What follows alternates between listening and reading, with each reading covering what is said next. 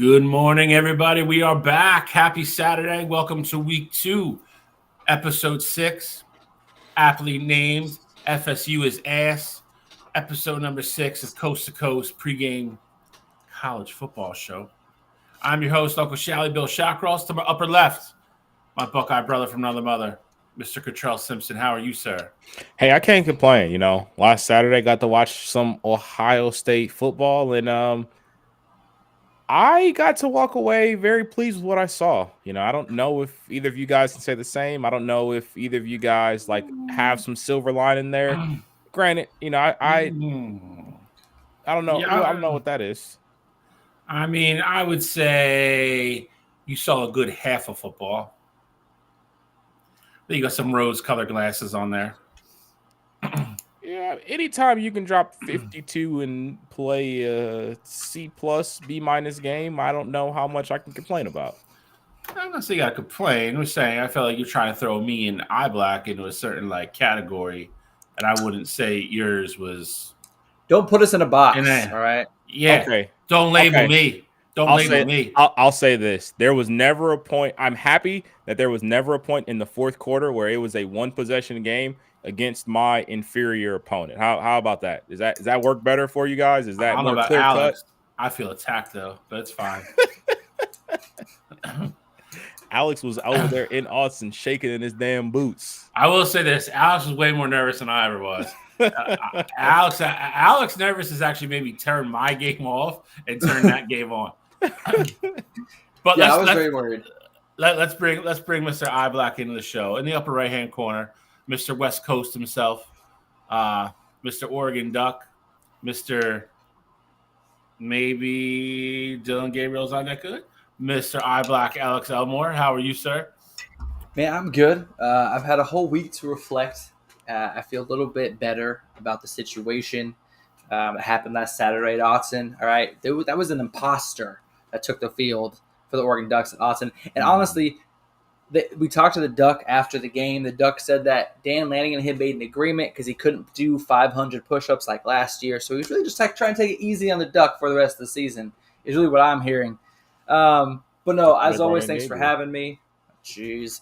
Thanks for having me. I was at the game last week. It was a fun experience. It was my daughter's first time ever at an Oregon Duck game, so that was fun.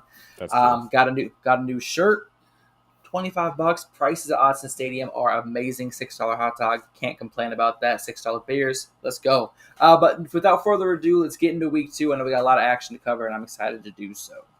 Get back to your concession prices in a minute, but we do a lot to get into. So those are good though, right? Right, Bill? I mean, I guess. I mean, I'll pay $20 for a hot dog, so I don't discriminate. But that's just me. I don't discriminate. But we do a lot to get into. Obviously, thankfully, we have recaps this week. We have recaps of a lot of good games. Some good, not some. Not some so good. Is that saying right? I don't know what that is. Some not so good. It's okay. It's early. It's all right. It's early. All the brainwaves aren't connecting yet. So we got to do that. We're going to do a segment that Mr. Eye Black is gonna lead this weekend, overreaction and reaction, which is always fun after week 1 of the season. As always, previews, pick 'em, and college football eliminator. And I will say, college football eliminator, 2 weeks into the season, not only we don't even have somebody looking for air. We straight up have a fatality. We have a fatality on the mountain already. This is why the college football Mount Everest is hard to tackle and hard to climb. We already have a fatality. We're going to break out our brand new graphic, which Alex did an incredible job on. But that'll be later in the show. And then obviously we got previews. We got a couple big games coming up this weekend. I'm unfortunately involved in one of them. Confidence is not quite where I would like it to be, but we will get to that later. So first and foremost, week 2 recaps. We're going to start with the Nittany Lions at West Virginia Mountaineers, a game that I thought would be a little bit closer, a game that I thought for certain parts of it weren't that as lopsided as the score would like to indicate. I'm not going to lie either. I think the lightning delay or whatever the hell they had for 2 hours, I think helped Penn State. They came out and they looked like a completely different football team. But that being said, West Virginia's defense, I mean, you got to give credit. Penn State executed. There was just two like normal slant plays that just went like 60 yards to the house. Like that can't happen. But Penn State's defense, overall looked pretty good. West Virginia, I think they looked like this was their first game of the year. Penn State was pretty sharp from the get-go. Drew Aller, pretty big game. And then Nicholas Singleton obviously led the backfield. Guys, thoughts, impressions, letdowns. What would you guys take out of this game? Biggest thing for me is that I came out and basically said, hey, this is the Penn State team I was expecting to see out there on the field. There's a reason why I had them going to the Big Ten championship game, and what we saw was a big part of that. I thought Drew Aller did a great job of just managing the game. He didn't do anything spectacular, but numbers-wise, he came out looking pretty good. Only missed 6 passes, and a couple of them, he has a couple drops in there. And, he still had 3 touchdowns. And then Nick Singleton having 114 yards on the ground on only 13 carries. I mean, that's pretty impressive itself. And I will say the other thing that really stuck out to me as well with this Penn State team is that I think their biggest question mark coming into this season so far has been their wide receivers. And as far as that game went, granted, I'm not saying West Virginia has like the best defense or anything like that, but for those receivers to step in the first game of the year on the road in Morgantown, I thought they did a pretty good job. And for what everyone did, I'd say, one of their better receivers, or one who I had higher expectations for, Julian Fleming, didn't even catch a ball. So, I mean, I think that's a really good sign for that Penn State team. And ultimately, I think that, Penn State started off the year on a great foot. Before I bring Alex in here, I will say this. I'm still not completely convinced to what they are. I give them all the credit in the world. They came out and did exactly what they needed to do. I think it's a great first win for them to start building confidence. They're not going to be tested again for a while. So, maybe that's the magical 6 or 7-0 run they need before they play Ohio State. But this didn't turn out to be the test that I thought it was going to be. And again, I'm not saying Penn State doesn't ultimately end up being, even what Cottrell just said they are, but this didn't do enough for me to convince me that they're legit, I'll say final 4 team. I have in my college football playoff. I think we all did, actually. This just didn't change a whole lot for me. And that's not anything against Penn State. It's just West Virginia was not what I thought they were going to be. So I give the Nittany Lions all the credit in the world for coming out, executing. Drew Aller did look good. Nick Singleton, I think is, it's weird they run like a weird 2-back system. But I feel like the last 6 or 7 games, he's kind of been the better back.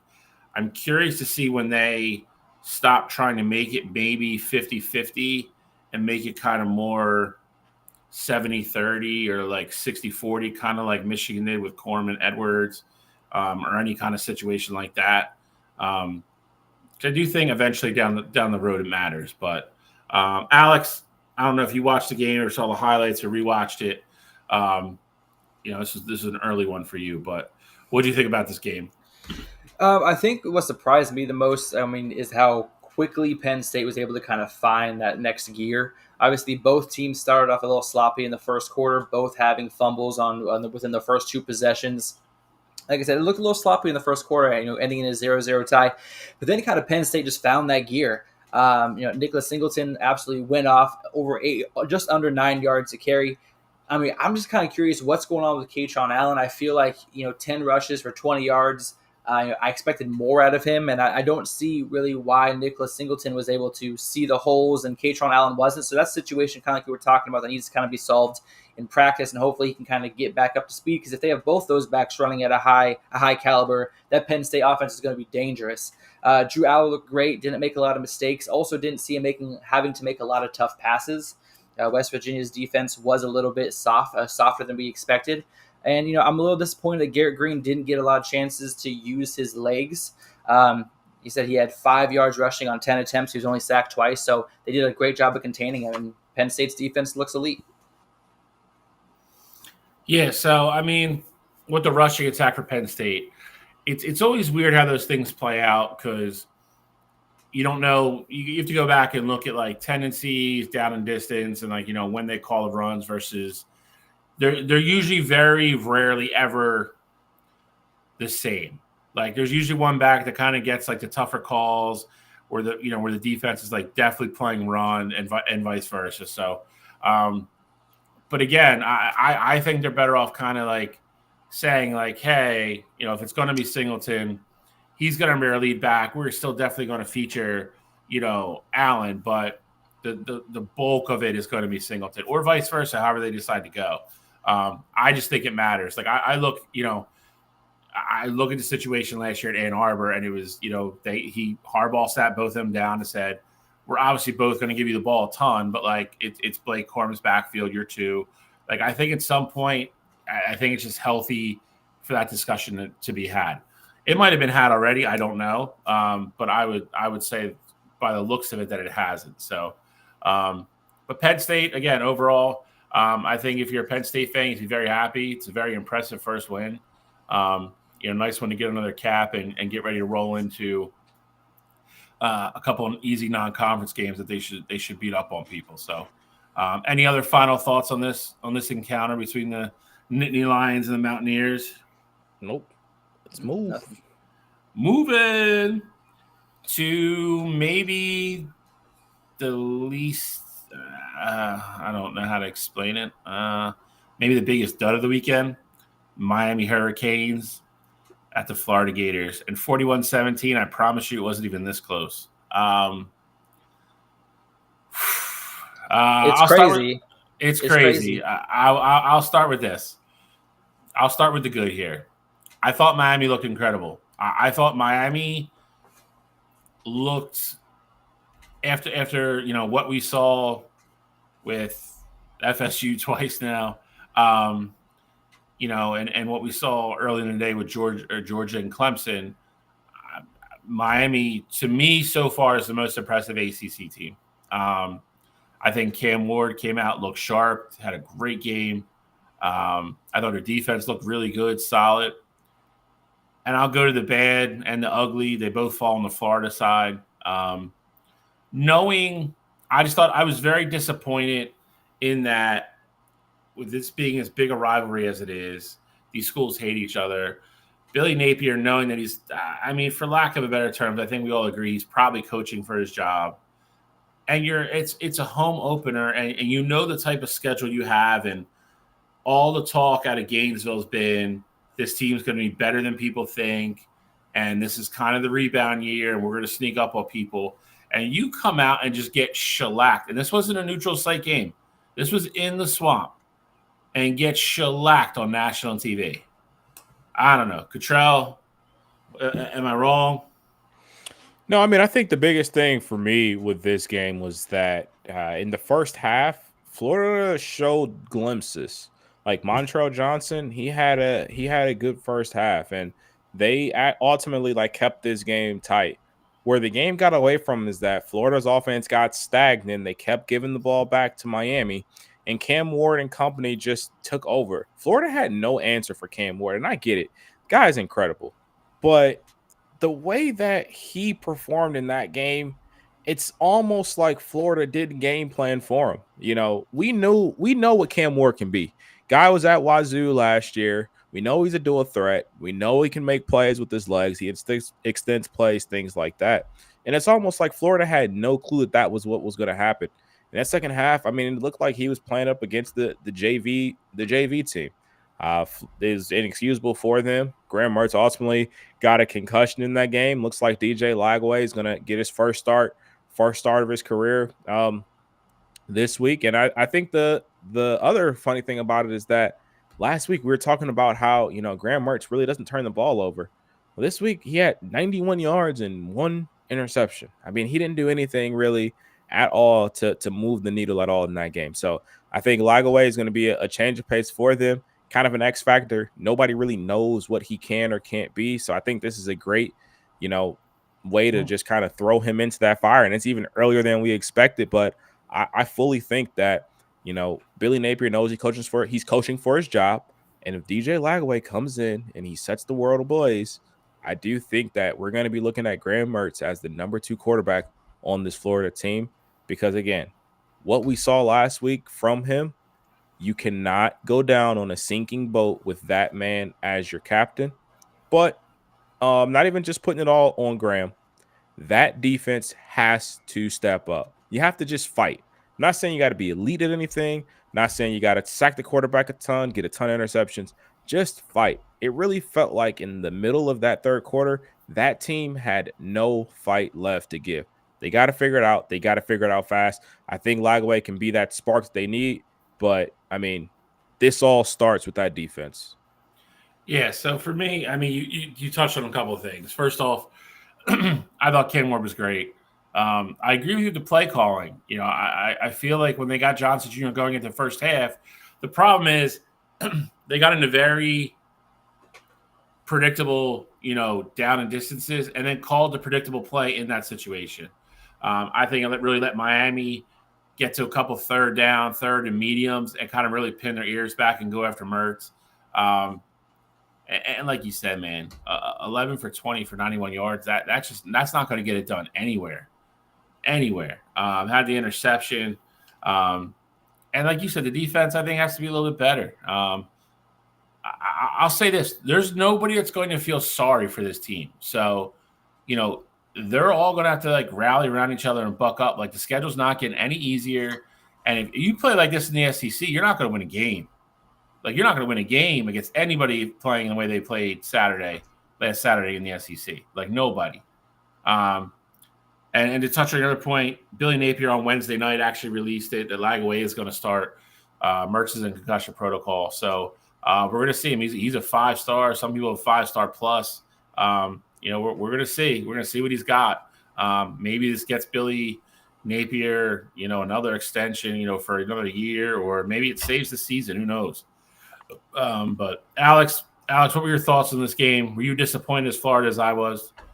No, man, this is exactly what I expected. I text y'all in the first quarter, Miami by 25, and they won by 24. Like, it was from the jump, I could see who was going to win this game. Cam Ward's first drive, 11 plays, 85 yards, touchdown. Even when he threw an interception on the next drive, I was like, I wasn't worried, because Miami just looked like the better team.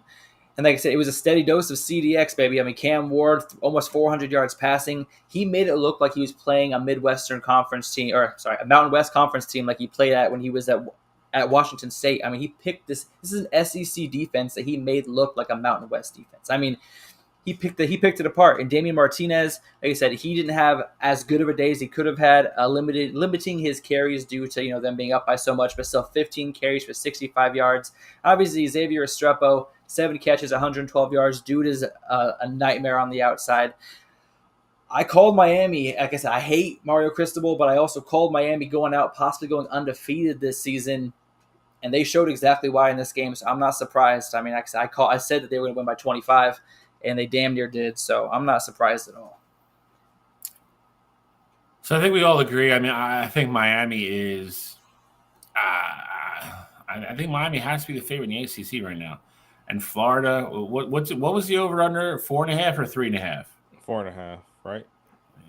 It was, I have the, it was 2.5. No, not the spread. Not the spread. The win total. Win total. Oh, so it was 4.5 was their beginning of the year. Yeah. I got a hard time believing that. Well, you know what? I'm not going to say that. Let me see Lagway play first and see if he can give these guys some kind of spark. But that team that showed up Saturday and played that way is not winning 5 football games this year. I'll leave it at that. No way. So let's go out to the desert to maybe kind of the surprising game of the weekend. And I'll say surprising in kind of the way that it played out. Maybe not necessarily the final score. USC Trojans 27, LSU Tigers 20. Miller Moss looks like he's the real deal. I mean, the kid's only played 2 games now. Another 378 yards passing, touchdown. I mean, the biggest thing takeaway for this game for me is USC's defense. If you watch USC play the last 2 years, they couldn't tackle high schoolers. Average, routinely giving up, games in the 40s, some low 50s sometimes. Don't get me wrong, LSU is not an offensive juggernaut like they have been the last couple of years. Like, this is not Joe Burrows or even, Daniels last year with Neighbors and all those guys. But still, it's still a very talented LSU team. I thought Garrett Nussmeier played pretty well, all things considered.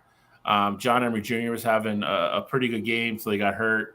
And they did confirm in the middle of the week that he tore his ACL, which sucks. He's done for the year. Don't like seeing injuries in the first week of the season. That really sucks. But USC's defense kind of winning the game and taking the stand. Have we – I think we're probably all pretty much spot on with LSU. I think they'll be ranked. I don't think they make the playoff. I think we all agree there. Have we undervalued USC a little bit? Not a team that we really talked about even so much on, the Big Ten preview show or just in general with making a playoff or anything. Did we all miss the boat on that? Is it too early? What do you guys think on that? Well, here's the thing, Bill. It's like having something that you think is valuable, right? It's like, I got this eye black right here. And we don't know what it's worth, though, so we had to take it to the appraiser, all right? And this first game was the appraisal, and USC came back worth a pretty penny this season. And I like what I'm seeing. I like what the defense is throwing out there. I love that they were able to end the game on an interception. Like I said, this entire game, it was based on the last 3 drives, field goal or touchdown, field goal, touchdown, interception to end the game. And like I said, USC's defense stepped up when they needed to. There's a new household name at the University of Southern California in Kyron Hudson, making 2 spectacular catches in that game against LSU. Miller Mossey's a gamer, man. 378 yards. Can't complain about that. And Garrett Nussmeier, he's gonna be a guy that we're gonna watch later in the season, talk about how good he's doing, how he's gonna be the reason LSU wins some games this year. He didn't make any major mistakes. Obviously, the interception at the end of the game, not the best decision on the throw, but obviously he had to force something downfield. He said it was a fantastic game all the way around. The under hit, which was surprising. The under was at like 6, or the over under was at 63.5. So both defenses really stepped up. And honestly, it was a great game. It was nice to see the Big Ten come out over the SEC. 100% always am a fan of the Big Ten coming out on top of the SEC there. But Bill, to answer your question, I do think we may have missed the boat there. I think that I had been writing off USC as like a 4-loss team and things like that.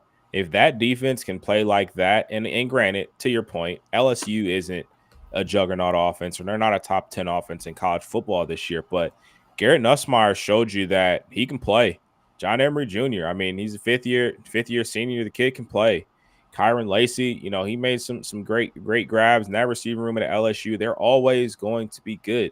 But with that said, USC had the approach of bend but don't break. And that worked out very well in their favor.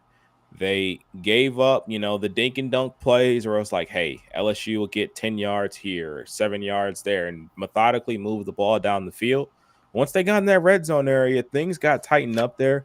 And it's almost like USC figured out that they know who their athletes are that can go tackle in space and can go cover in space. So I think that is a huge, huge plus for that USC team. And I do think that this is a game that showed you that, hey, maybe they've been undervalued so far in the year. And then as far as the offense goes, I mean, I think Miller Moss, he was as good as advertised. I think anytime you can beat out a 5-star kid like Malachi Nelson, I think that shows that you are, a true gamer there. And it just shows what we saw a little bit last year in that bowl game, that he can make any throw on the field. He's going to stay in there. He'll take a big hit as long as he can deliver the ball. When you got guys like Kyron Hudson who made 2 spectacular catches, not to mention he really should have had 2 more. He dropped I wouldn't say drop, but he had a ball in the end zone that he had caught. LSU defender made a play on the ball after he had already caught it. And then he had another one where it was just unfortunate timing with everything. You add that to a guy like Zachariah Branch, who it felt like every single time he touched the ball, he had a chance to go. There were a couple punt returns where it was like, damn, this kid might be out of there. There was the one kick return where I think LSU had the unsportsmanlike conduct penalty right after they scored. It was a shortened kick, went right to Zachariah. Literally, all he had to do was beat the kicker, and he couldn't beat him. So give credit to the LSU kicker there. But you had those type of explosive players to an offense led by Miller Moss. I think USC is going to be a tough out this year, and I do think that I wrote them off prematurely. The last thing I'll say about this game is that I told you guys before the game happened, I don't want to necessarily just use this game as a measuring stick. However, what I saw, I think for sure offensively, what I saw offensively is going to translate every single week. And with that said, I think USC can be in every game they play this year. Yes, I'll double down on this with you. I said it on Wire to Wire Wednesday. I'll say it again this morning. If you're a USC fan, I think you need to be cautiously optimistic about what you saw last weekend. I don't think LSU is elite offensively, but they're good. I agree with both of you guys. I think Garrett, and I was high on Garrett. I think Garrett Nussmeier is going to have a nice year. I really do. LSU is not elite defensively, but they're good. They still have a bunch of young kids that are really good athletes and high-ranked recruits running around the field. Are they one great elite unit like we're used to seeing from LSU yet? No, but they're good. Measuring stick, I think, is a great way to put this. I will be very intrigued to see how they finish out. So I just pulled up their schedule. So I guess my question for both you guys is this. My second follow-up question, I guess you could say on this. I think we're all agreeing that we underrated this team a little bit. Fair? Yes. How much, though? Is it they're going to get a good bowl game underrated we missed, or are they competing for an at-large college football playoff? Did we miss that much? I don't think we missed that much. I think good bowl game, maybe like a Citrus Bowl. Like it's not quite a college football playoff game. I think. Okay, but you're talking New Year's 6 then. Yeah, I think they can be New Year's 6 good without going to the college football playoff. Alex, looking at the schedule with how I see them, with how I saw them play, it's a tough one, Bill. I mean, they have. All right, let's do this.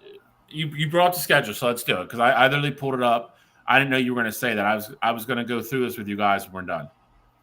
So we might as well go through the schedule because, like I said, there's a couple games now knowing what their defense could be and knowing that this isn't a Lincoln Riley offense at 100%, flow.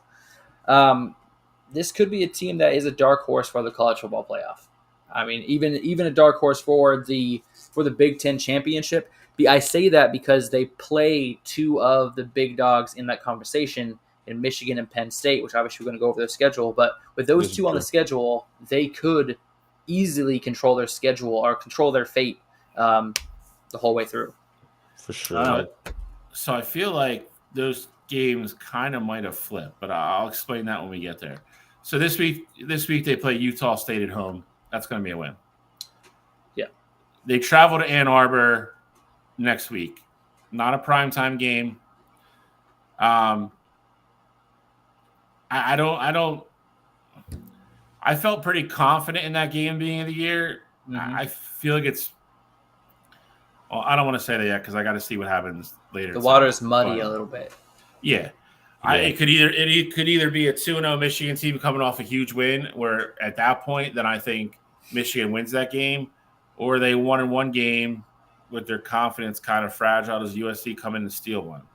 Yeah, I think that definitely could be an interesting one too. I also think it could be interesting because I want to see how Texas and if Texas is able to move the ball against that Michigan defense. Because if they are able to have some success, then I could say, well, I still think Texas offense is better than USC's. I could then be like, hey, well, yeah, but this also shows me there's a chink in that Michigan defense armor. I don't think that's the case, but this game, again, just using the term, this game could definitely be a measuring stick like, hey, if Texas has consistently moved the ball, they can get up in the high 20s, maybe 30s against that Michigan defense, then I think I look at the USC Michigan game a lot differently than I would have just a week ago. I agree. It's a fair point. Following week, they are home against Wisconsin. Wisconsin. No, Wisconsin's trash this year. Yeah. Wait, no. Wisconsin, that's a home game. Yeah. Yeah, I'm saying like they Oh, sorry. I thought you said at Wisconsin. Sorry. No, No. I think Wisconsin's it's a pretty easy win there too. They travel to Minnesota after that. Win. October, that's a win. And then Penn State comes to USC, where I think earlier in the season we all thought that was a definite win for Penn State. I don't know if that's the case now. Mm-hmm. I still think Penn State wins that game. I still think they do, but it's definitely not a definite. It's definitely not a definite. Well, if they roll into that game having beaten Michigan, because Michigan's offense is not the Michigan offense from last year, but Michigan's defense I think is still top 20 caliber defense, if not top 10. So if they go and they beat Michigan in Ann Arbor, going into that Penn State game, I'm feeling a whole lot different. As we sit right now, I still think Penn State's the team that it should be at least a touchdown favorite in that game. Don't make me correct you again. Yeah, Michigan's defense is still top 5. Okay, my bad. They got to come back across the country, go to Maryland. They're back and forth all year. Then they go all the way back home. Rutgers comes out. That's a win. That's a tough game, though. Rutgers looks good this year. I'm just saying it's a tougher game than it looks. Stop it. Bro, I said the same thing about the Florida State Georgia Tech, and you said the same thing. Like, trust me when I say this shit. We're going to hear about this Georgia Tech game all year. Florida State and Georgia Tech is not Rutgers. Who did Rutgers place? Last week, who did Rutgers face? Rutgers played. Oh, sorry. Rutgers beat Howard. They beat Howard. They beat an FCS. Yeah. Rutgers beating an FCS school is not Florida State losing to an ACC opponent. The only thing I'll say in Alex's defense here is, like, this isn't Rutgers from like 5 years ago when like Ohio State and Michigan were both like beating them like 70-0. Like they've come a long way. I'm saying USC wins the game though. Good. Rutgers looking good against an FCS school means nothing at this point in the year. I mean, as a whole, not just from last week, but you know what? We're getting ahead of schedule. Do Rutgers play Ohio State this year? Do Rutgers and Ohio State play this year? I can't remember. You saw how that worked out for you last year. I know. Do they play this year? I cannot wait if they do. I can't wait. I don't think so. Let's see. So then they go to Washington. That's going to be a win. Bye week, come home, play Nebraska. That could be a tricky game by then, depending on what Nebraska does. UCLA after that, no thanks. And they finished the year with Notre Dame at home. I would say this. If they get through a couple of these defenses, I mean, I'll say this. If they can move the ball against Michigan, they'll move the ball against Notre Dame at home for sure. That has the potential to be a top 8 matchup at that point, depending on what happens. That ends up being a colossal game. So, listen, we'll tell you when we're right on this show. We'll tell you when we're wrong too. You heard all three of us. Listen, I mean, USC could go lose 3 games in a row now, but I don't think that's going to happen. That's true. I think we kind of missed the boat and kind of didn't.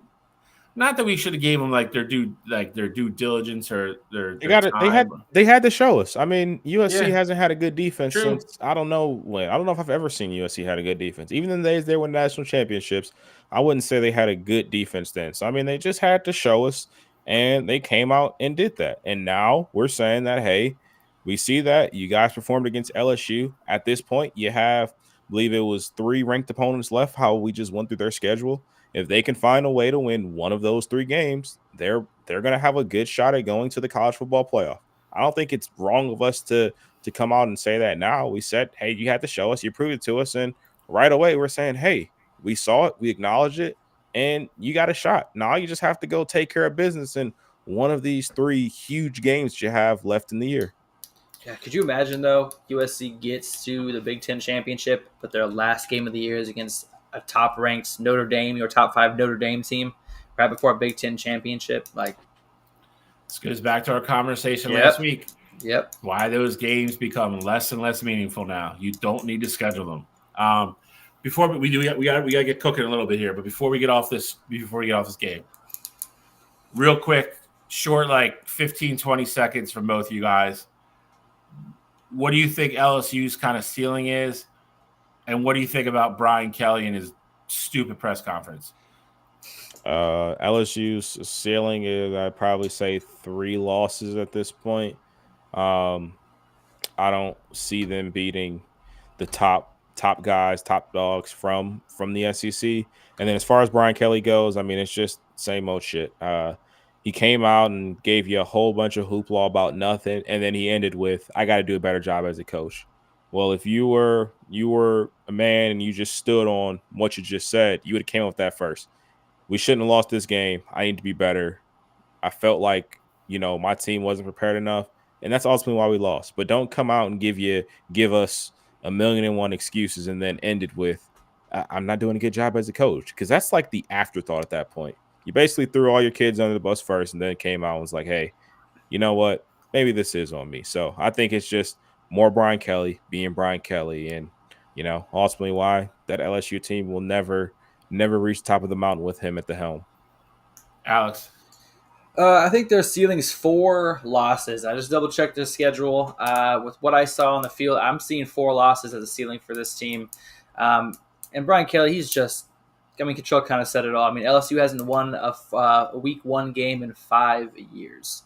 I know if that happened, if that happened at a program like Michigan, if that happened at a program like Oregon, like there'd be some changes made. I know those aren't all his fault, but in his tenure, they have not won a week 1 game, and that's the one game you should come to prepared more than any week in the season.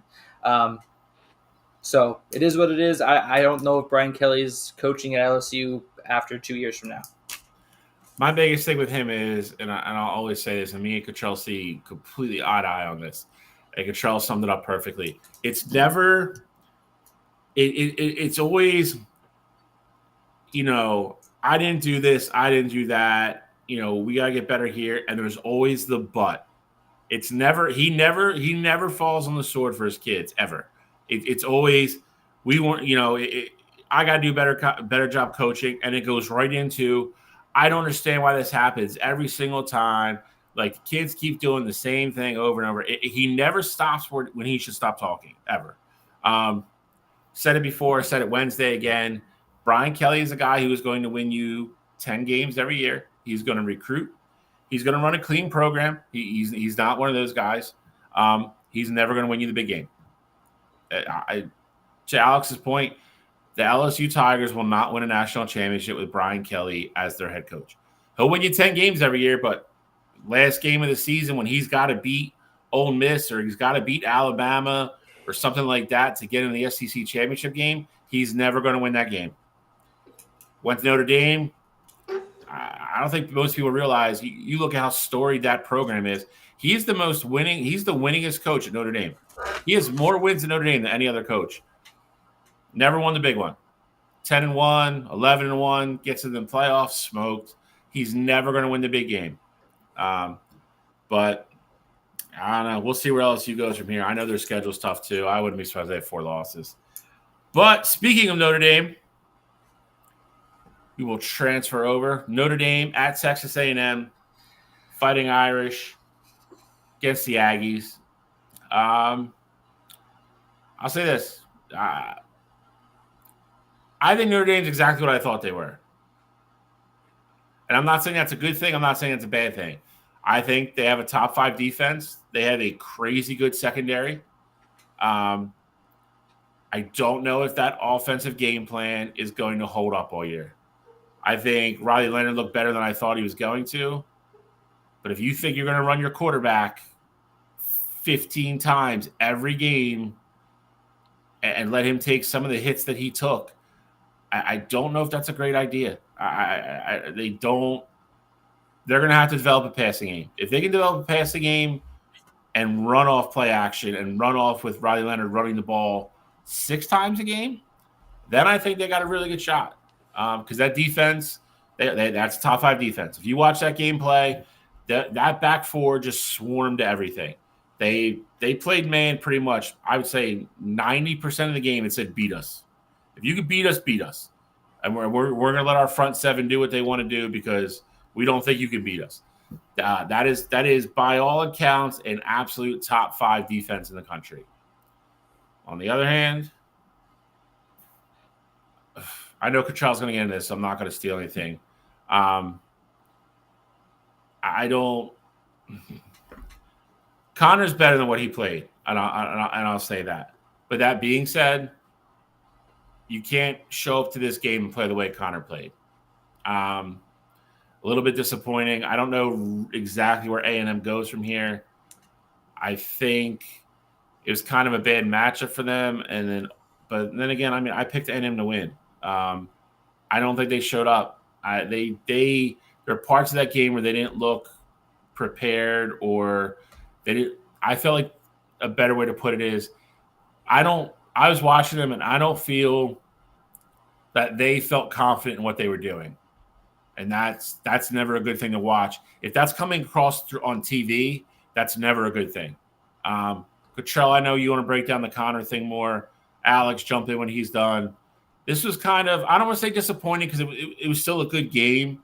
It just kind of wasn't what I expected. I think if Texas A&M would have played a little bit better and Notre Dame still would have won, I would have felt a lot better about it. If you're a Notre Dame fan, I think you feel great about getting this win on the road. Your schedule's cake for the rest of the year pretty much. But I still don't know how good you are. You're falling in that category for me still. I think your defense is great. I think you get in the playoff and get bounced right away, too, though, if you play a good defensive team. Cottrell, Alex, you guys decide. Doesn't matter to me. I mean, for me, I'll make this real simple here. If I'm a Notre Dame fan, I'm happy I got the win, but I would also be honest with myself. Notre Dame scored 23 points in this game, and I mean, you see the numbers there. Jeremiah Love, he had a good game there, but a lot of the points came off of A&M turnovers. I mean, if A&M played a cleaner game there, I don't know how well that Notre Dame offense, moves the ball down the field and things like that. As far as defense go, if I'm a Notre Dame fan, I am ecstatic. That defense was absolutely incredible, and they're going to have the opportunity to potentially finish as the number 1 defense in all of college football. Not just because they're that talented, but also because of their schedule. We talk about other great defenses in the country: Georgia, Ohio State, Michigan, Oregon. Like, these teams, they have to still play some top level competition. Oregon might score a ton of points on Ohio State. Ohio State may score a ton of points on Michigan. Alabama may score a ton of points on Georgia. Notre Dame really doesn't have that caveat on their schedule outside of USC at the end of the year. So I think with what Notre Dame did was absolutely phenomenal for them to come in with that game plan. And I think that's a big part of why Connor Wegman struggled. Now, I'm not just going to give him a pass for struggling, because I saw it. He wasn't very good out there. And, if you want to say he sucks, I don't agree with that sentiment. But that game, he did suck. But I think a big part of that was he didn't know what he was looking at. When you have Notre Dame running at you all different kinds of ways, and, like you said, Bill, they played a lot of man coverage. If receivers aren't getting open, you have nowhere to throw the ball to, and you really can look like a jackass throwing the ball, in man coverage if receivers aren't open. So I think it was a lot of that in this game. I think Texas A&M wasn't really prepared offensively. And, you mentioned it earlier. I forgot in what game that we were talking about, but when you know what's coming next, it makes it a lot easier to prepare as a defensive unit. Notre Dame in this case knew that A&M really couldn't run the ball, especially later in that game, when A&M was trying to climb back into it, and they took off on that A&M passing attack. So you got to give them all the credit in the world there. I think the defensive success is very sustainable for Notre Dame. Offensively, I have a ton of question marks still, but for A&M, I think the silver lining in this is that although you lost the game, although your offense looked horrible, your defense looked really freaking good. And that's something that you can hang your hat on. And I think if their defense plays like that, they can still win some big games. The offense just has to figure it out. And I think they will, because I think they have the talent to. But give credit to Notre Dame. I think they had a great game plan, and A&M looked ill prepared for it offensively.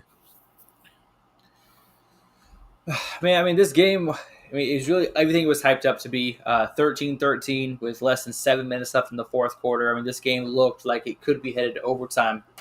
And then Notre Dame, they marched down the field, 8 plays, 85 yards. On 6 out of 8 of those plays were running plays. Took 4 minutes off the clock and ended with a Jeremiah Love 21-yard scamper to the end zone for the touchdown to put them ahead in the game. It's just, I expected more out of A&M's offense. Obviously, as it's been said, with Connor Wegman, a lot of hype to start the season. Even mentioned in our preseason Heisman Trophy candidate talk. So he got 100 yards. 2 interceptions, just not playing to his ultimate caliber. I'm not going to beat a dead horse. We've talked about it enough. And like I said, Notre Dame, I really liked what I saw on the defensive side of the ball. You guys have kind of said it. Riley Leonard coming off an injury-ridden season, carrying the ball 10, 12 times a game, taking that much contact. I don't know how long they're going to be able to keep him upright in games if they keep running him like that, especially when they had such success offensively with their 2 running backs. I don't know why they didn't just kind of act stuff in the game plan and do more handoffs, but I guess we'll see as the season goes on if that changes or if they continue with that tactic. And really, I don't see Notre Dame having an issue until they reach Georgia Tech in the middle of the season. I think facing a team that actually has a strong rushing attack could be an issue for this defense, whose primary top defenders are in their secondary. But I think this Notre Dame has a pretty clear route to a possible college football playoff berth. All right.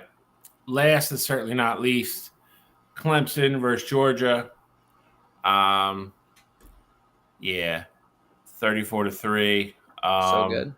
So good. I'll say this: Georgia looked like everything we thought Georgia was going to be. Clemson, I don't know where to start.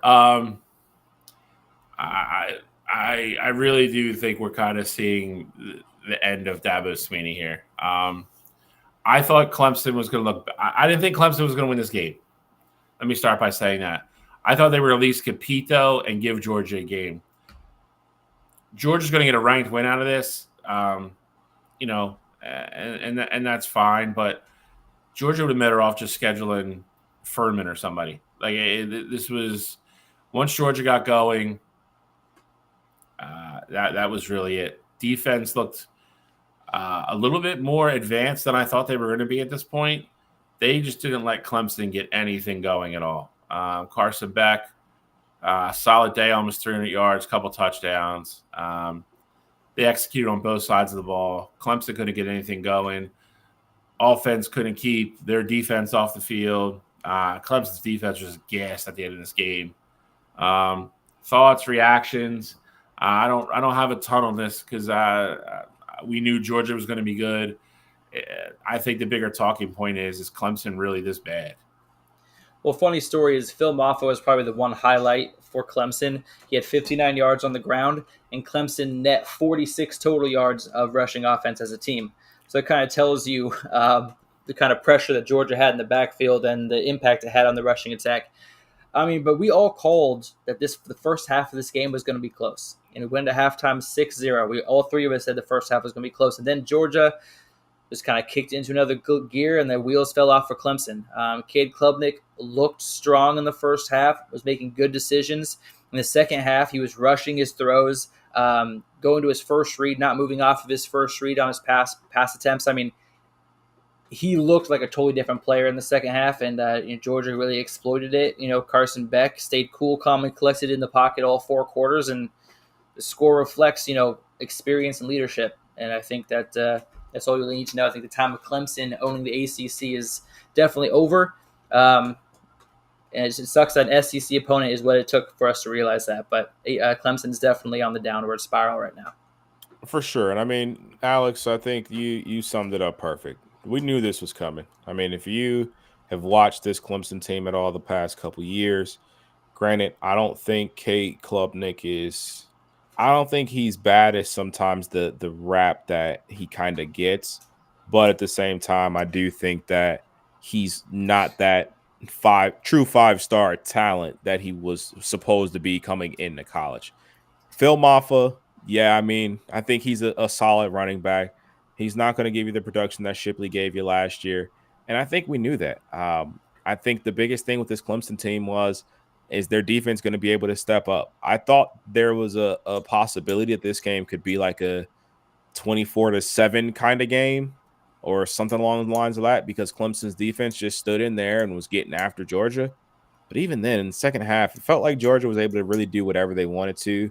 Not to mention they didn't have their starting running back in Trevor Etienne. So you got to give Georgia all the credit in the world. They're the better team, and to our credit, I think we all saw this coming here. But deep down, I think we all still had that I don't even want to say glimmer of hope because none of us really care for Clemson one way or another. But we all had this glimmer of hope that Clemson would show up and just give you some fight and this somehow be a Clemson versus Georgia game that we would imagine from 2018 or 2019 or just those golden years of the Clemson Tiger era. Yeah, I mean, we talked about Dabo possibly being on the hot seat this year, or I think he's done enough at Clemson. I don't think they'd fire him. I think he'll get the chance to just kind of walk away. We'll see how the rest of the year goes. I mean, Georgia, in their defense, Georgia is going to be the best team that pretty much anybody plays this year. I don't think there's anybody near as good as Georgia in the ACC. I would also be hard-pressed to say I'm going to see what I saw Saturday transform into something that's going to compete with Miami or, well, not Florida State, but Miami down the stretch in the ACC. So we'll see how they bounce back. I don't think they're this bad. I think Georgia is that good. But that's it for recaps for this week. We're going to go into overreaction, underreaction now. I'm going to turn it over to iBlack. He's going to give me and Cottrell something we're either going to overreact or underreact to. We'll have some fun with this. See if this turns into a weekly segment or not. Yeah, we're going to kind of mess around with this. We did not pre-plan this at all, so I'm going to throw some stuff out there. We're going to see what happens. Iowa's offense is here to stay. Fuck. Excuse my language. God damn! PG show, Cottrell. That is an overreaction. 40 points total in the first game of the season, 34 in the second half, just under 500 yards of total offense. Bill, is Iowa's offense here to stay? No, it's an overreaction. You forgot to mention they're playing the school for the blind. So no, they're not. No, it's no reaction. When they put up 40 against a Big Ten team, you can have your underreaction. Bro, Illinois State is who they put up 40 against. And I remember I watched part of that game, and McNamara didn't even look good in the first half of the game. Stinks, bro. That game at halftime was 6-0. No, yeah. I'm not buying. Yeah, it's 34 points in the second half, man. All right. Yeah. That's a straight sell for me. All right. The ACC goes through Miami. I mean, it's pretty accurate. Yeah, I mean, I don't know what else I could even argue the point with. Again, I don't think Clemson's as bad as they look, but I don't think Clemson's going to make some jump. You know what? I think it goes through Miami, but I'm also saying this: Florida might really be that bad. So maybe Miami's a tad bit of fool's gold too, but I do think it runs through the Hurricanes right now. Agreed. All right. We kind of talked about this a little bit earlier, but overreaction, underreaction. USC is making the college football playoff. God, see, for me, I think at this point that would be an overreaction. I do still think they have to go to Michigan. They have to play Penn State. Granted, it is at home, but they have to play Penn State, and then the end of the year they face Notre Dame. I think those are three teams that at least two of the three are teams that we all had going to the playoff. Me and Bill had all three of them. Alex, I know Michigan just missed out on the playoff for you. So I mean, I think that's a tough uphill battle. If you have 3 losses, I just don't know if you're going to get in with your resume. I think beating LSU is a good win. I don't know if that's going to stack up compared to some other teams that might have 3 losses in a different situation and, have a better resume. I'm exactly the same boat as Cottrell on this one. I don't think they're necessarily a college football playoff team.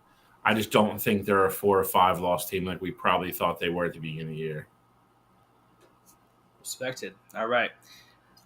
Let me see. Notre Dame, other than Georgia, Notre Dame is the team to beat this season. Nah, we ain't doing that. Hell no. I ain't doing that. That's an overreaction. Now remember, this is stuff that I've actually seen online that I got. So this isn't just made up. That's fine. That's fine. That's what you were supposed to do. I'm not doing that yet, though. Again, I think Notre Dame's defense is elite. I think they look great against a team that was kind of offensively limited. I told you there was 2 teams at the beginning of the year that could have very high seeds and get in the college football playoff and get bounced at home. Notre Dame is one of them. I think their defense is going to keep them in every game. But to your point earlier, if they play a team that can run the ball and it really makes Notre Dame come out of that man and start playing zone to help out, and a team that can throw the ball, and has a good defense, that's Notre Dame's kryptonite. To Cottrell's point earlier, I think Texas A&M's defense played great.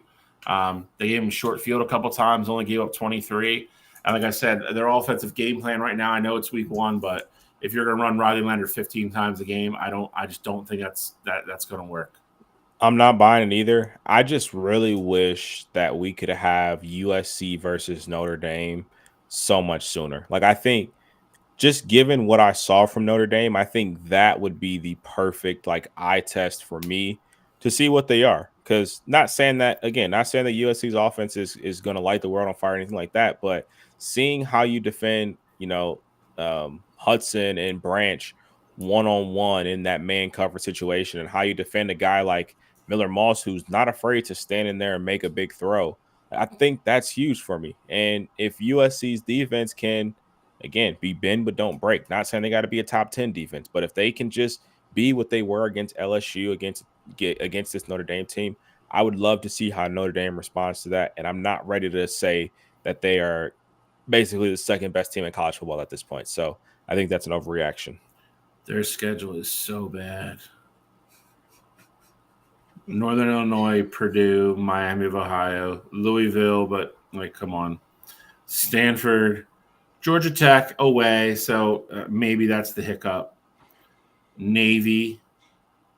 I mean, we thought Florida State was going to be fun to be in the year, but they're ass, so they're out. Virginia, and then Army. Oh, poor Army. And then USC. Yeah. It's so bad. Right.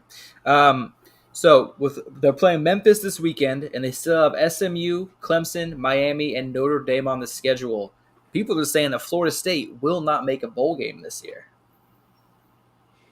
I'm not gonna lie to you. I don't think that's an overreaction. I get it. Florida State has a ton of talent, and I do think at some point they're gonna start winning games. But at the same time, fool me once, shame on you.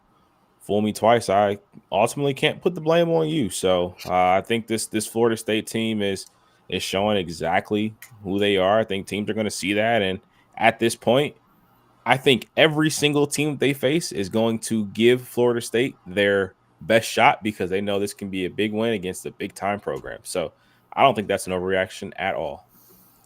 You got to win, what, 6? Yes. Yeah. If they start 0-3, oh my God. Boston College and Georgia Tech, those are 2 of your losses. And granted, I'm not saying either of those teams are bad, but this is Florida State we're talking about here. Well, here's the thing: Memphis was on a lot of people's short list to be that 12th team in the college football playoff. So on paper, Memphis could be the best team Florida State's even played this season. All right, so let's do this real quick. Real quick. They have Memphis at home. They have to win that game. You thought that last week too. Do they? Memphis is some people a short list, man. All right. Let's count Memphis as an L. That's 0-3. Okay. You might have half the team quit if they lose Memphis. Cal at home, they're going to win that game. They're going to win. Yeah. SMU on the road. I think that might be a loss. That might be an L. Clemson at home. L. Let's give Clemson a lot of credit. On the road at Duke. Win. And unless Malik Murphy picks it up, it's a win for sure. On the road at Miami. L. So they're already at 6. One more game, they're out of there. Home against UNC. Ooh. I mean, I think that's a win, but shit, if they can't stop the run. Just say, Johnson's out for the year, right? Yeah. It's going to hurt. I would say win, but if they can't stop the run. For argument's sake, let's just say win. Yeah, because Omarion Hampton's still going to go off. At Notre Dame. Loss. It's over. Home against Charleston Southern. Win. Oh, yeah. And then home against Florida. Can you imagine if that game's for bowl eligibility? Like Florida will get up for that game if they could keep Florida State out of a bowl game like they are going to be.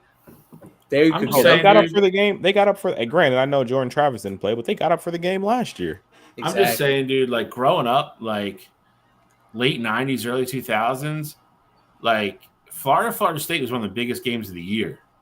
Yeah, and you're possibly talking about this year having 2 programs run into that game that aren't bowl eligible. That's crazy. That's crazy. Hey man, that's today's college football though. Bill, you didn't say, is it over or under? Overreaction? Underreaction? Right? I mean, after looking at it, I don't think you could say it's an overreaction. I'd say it's probably very possible. I'll take it a step further, though. I think we all thought Norvell was kind of safe. They go 5-8. Don't make a bowl game. Does he survive?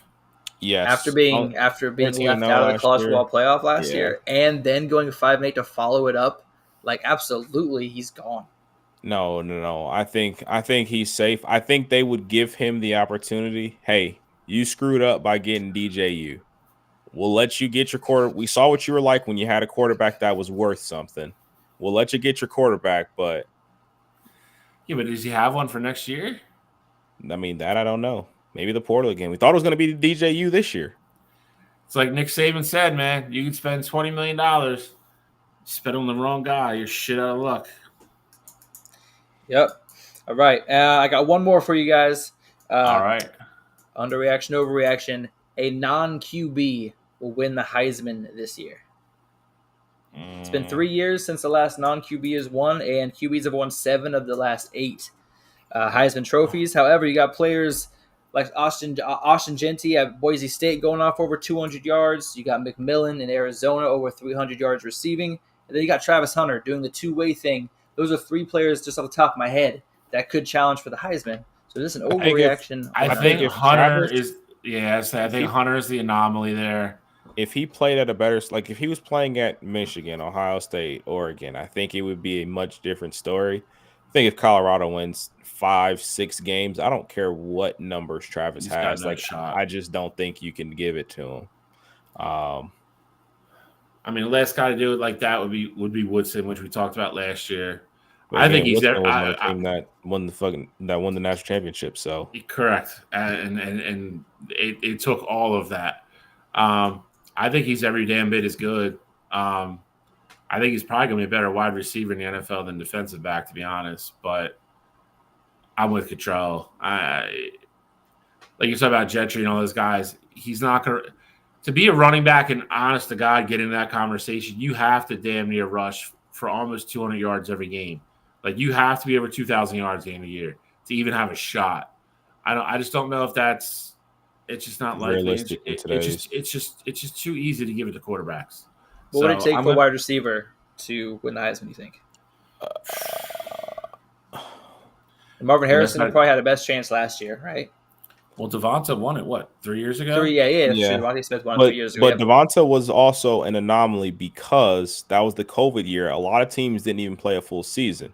Yeah. Bama did go through pretty much a full season there. So he got up to 2,000 yards there. And like Justin Fields that year only played 6. I was gonna say, and he won it late. Like he Yeah. was never the favorite till like the last like 2 weeks. Yeah. What would it take for a receiver to do it? I mean, Devonta had close to 2,000, I think, that year. I think it would take. Honestly, I just don't see it happening right now. I think the way the college football is right now, a lot of these big time schools, they go up against so many small, crappy schools. They get to throw for 400, 500 yards. Like, I think like a guy like Rayola would have a better shot than Travis Hunter because even if Nebraska goes like 8-4 this year, Right. Rayola throws for 4,000 plus yards and 40 touchdowns. Like people are going to look at that, and he's a true freshman, and they were awful last year, and this and that. Like I think quarterbacks they just get that edge. Agreed. Yeah. I know that's the last one that I had for this week. All righty, I liked it. Sweet. They'll get better. They'll probably get better as we go on. Once you get a little bit more stuff. Get more games played for sure. Absolutely. But we're going to transition into our previews for the week. And we are going to start actually with those Iowa Hawkeyes. Want to know Iowa State? I just want to know 21st ranked Iowa Hawkeyes. The Cy-Hawk Trophy. Can I go first here? I got my notes already ready. Rock and roll, baby. Rip it. Let's go. I spent a lot of time on these notes. I got one thing to say. Let's go. Bet the under. Hey! 35 and a half. I want to say, I didn't even look. I should have looked. This is on me. But I want to say just off the top of my head, I want to say last year's game finished 14-7. It was pretty low scoring, yeah. But every time these two teams play each other, it is a snooze fest. Even in years past when Iowa State had Brock Purdy and Breece Hall and Iowa on the flip side had Hawkinson or they had Kittle. Like this game has always been a snoozer. I think Iowa's offense last week was the anomaly. I think Iowa's going to still win this game. But I see this being a 17-7 win, a 17-10 win. Like I don't think this is anything crazy. Last year was 20-13. Still under. I'll say what's the over under for this game? 35 and a half. Yee. That's so low. So bad. Yeah. So I got Iowa State in a snooze fest.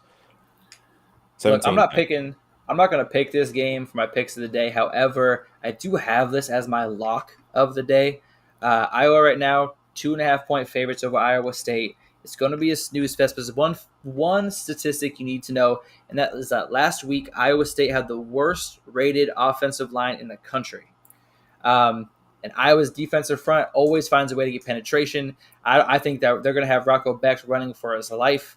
I also think the offense has done enough. I'm thinking this is actually going to be a 14-point game with Iowa winning 14-0, going 2 straight games, shutting out their opponents. Take the under. Iowa is definitely taking the Cy-Hawk Trophy. Like I said, 14-0. Little shout out though, like I said, Iowa for the first time ever under Kirk Ferentz has a true freshman starting at wide receiver.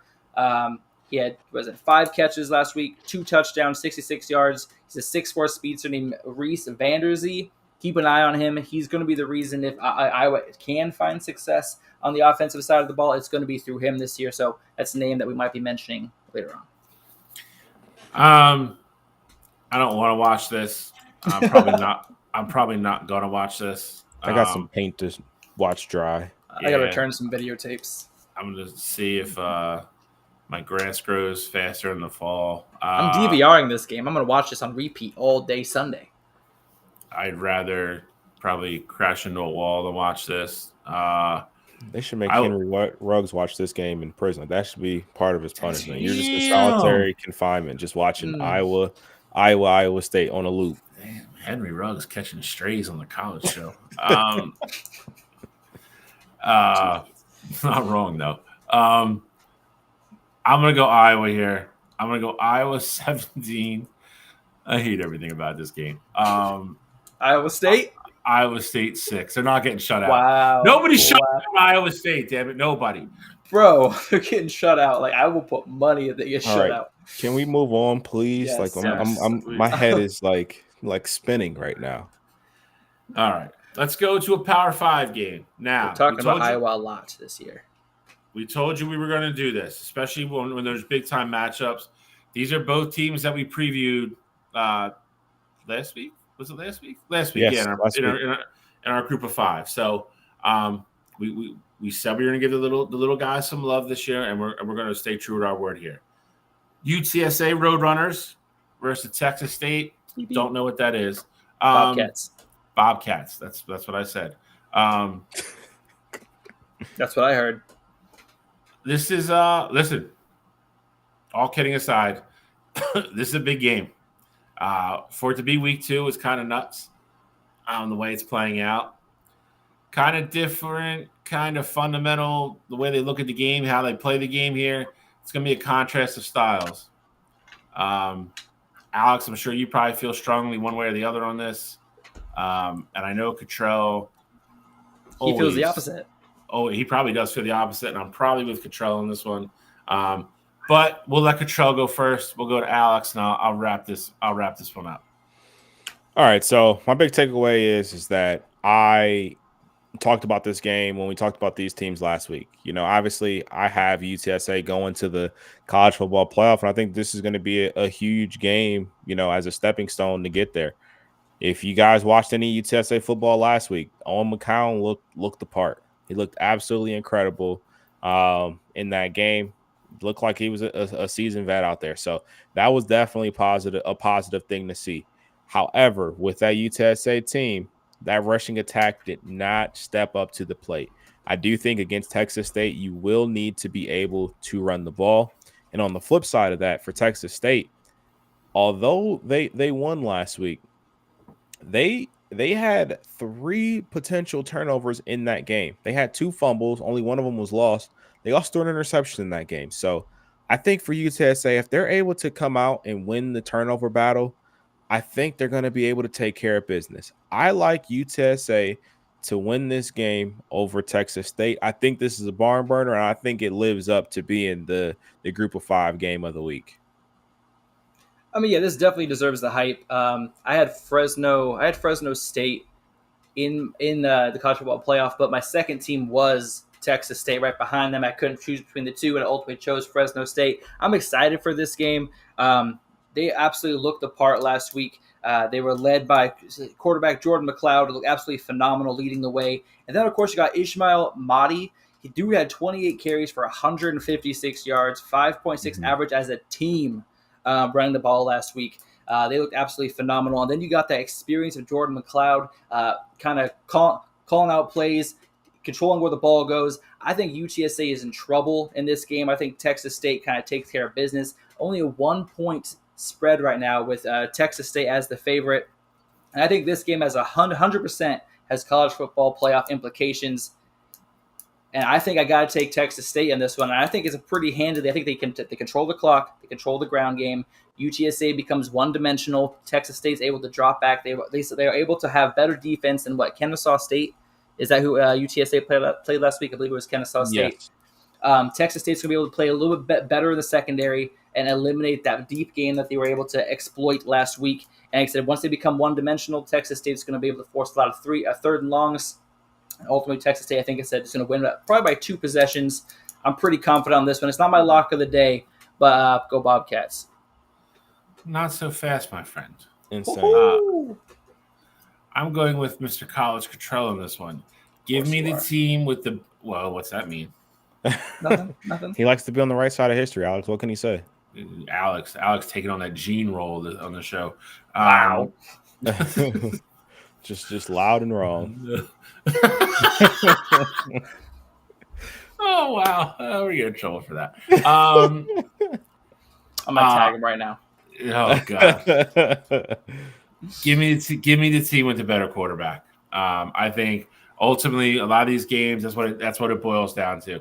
Give me Owen McCown. I saw him play in the bowl game last year. Came in for their injured starter. Brought the team back. Won the game in overtime. I think they will be able to run the ball in this game. I think they'll get a running attack going. lets him either roll out, run play action, run that little bootleg game that they love to run with him because he throws well in the run. I think Texas State's problem is if they do get behind, they have to come out of that just kind of steady rushing attack. I think UTSA, I think it makes the plays on the back end of the defense, get a turnover here or there. If you're at home and you're only a -1 point favorite, that kind of tells you a lot at the get-go. Give me UTSA by 7. I like the Roadrunners here. Hold on a second. How can you say the better quarterback? The dude has thrown for 1,200 yards his entire 3-year career. Jordan McLeod, on the other hand, has led teams like 5 full seasons worth, like as the leader of the team. How can you say that they have the better quarterback? Like, how can you just like throwing shit out there to agree with Cottrell? No, is this a career achievement award, or is it what a true sophomore is already showing glimpses of being a very good quarterback versus a guy whose nickname is Van Wilder because he's been in college for 7 years? You fall in love with these quarterbacks that just don't leave college. Because of experience is everything in this game, Bill. Everybody knows that. And first off, he's only been in college for 5 years. He's a 5th-year senior. All right, most people get it done in 4. And the really good quarterbacks only stay for 3. Quarterback. I said it. All right, well, let's see who has a better game. Let's see who's a better game later today. When Owen McCown wins and he's a better game, me and Cottrell will start the show next week with your humble apology. This is going to be the week where Cottrell's bracket already goes to shit. He's got Florida State in there, so it's already to shit. Now you're going to have a second. Everybody had Florida State. So I didn't. You have Oregon winning, and Dylan Gabriel can't throw the ball past 5 yards, so you might want to reevaluate that. Move along. Man, Texas State. We're going to fall off the tracks. Here we go. You're doing so well. God, group of five. Group of 5 causes the conflict. Pluck one of my Roadrunners.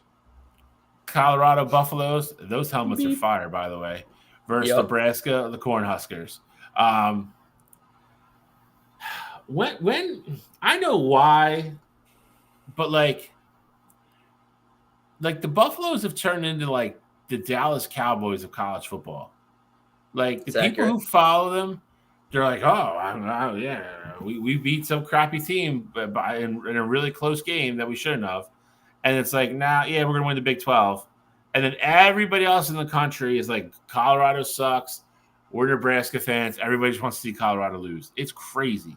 That being said, where is this game? This game, it's in Nebraska. At Nebraska. The black shirts will be rolling. Nebraska is a very tough place to play. Memorial Stadium, about 102,000, somewhere around there, I think. I'll say this.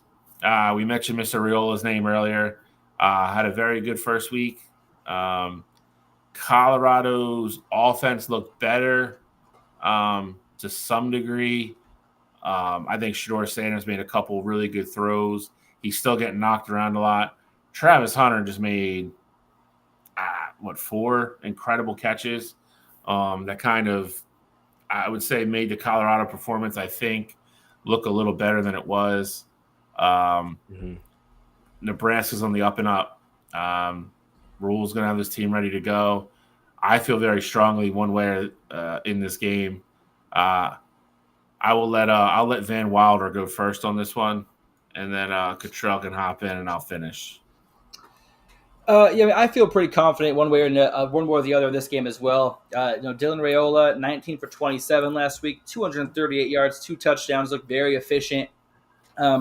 Colorado's defense, on the other hand, allowed a North Dakota State quarterback to go 20 of 26, not showing a lot of encouragement to the Colorado supporters as far as how much penetration that defensive front is getting. As like I said, the North Dakota State quarterback, I can't remember his name for the life of me, was able to kind of pick apart that defense and go, like I said, 20 for 26. You're not expecting that from a subdivision quarterback against a team like Colorado. But I do think like this game, it has to go Nebraska's way. I think this is Dylan Raiola's chance to really kind of step up and show that he's here to stay. Colorado gave up 8 sacks last week. Shedeur Sanders cannot keep getting hit like this. and they also gave over 150 yards rushing. They said the Colorado looked like the same team last year, heavy on the pass attack and terrible up front.